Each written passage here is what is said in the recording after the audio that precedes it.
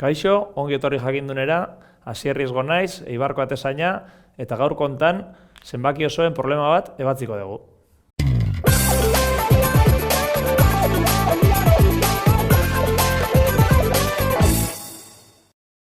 Badakizute futbolari profesionalak krioterapia egiten dugula batzutan. Krioterapia badakizutenez, ez dakizute, baina ur oso hotzetan sartzea da, oso hotzetan 5 minutu bat edo horrela, eta gaurko honetan egingo dugun probleman, demagun, temperatura alde maksimoa 25 gradu direla, eta bestela, temperatura hori baino gehiago baldin bada oso arriskutsua dela.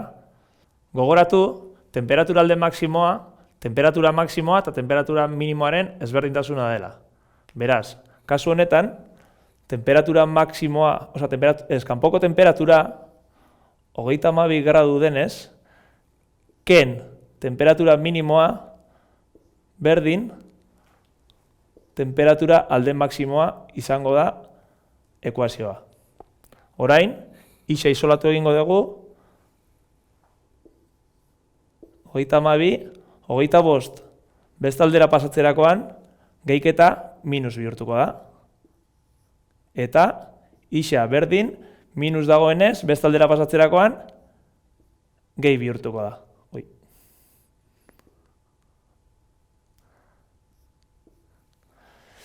Honen bestez, isa berdin 7. 7 gradu.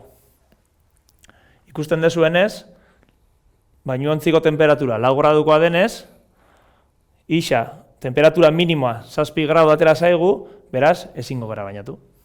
Hau izan da guztia, gogoratu web orrian eta YouTubeen jarraitu jakindun.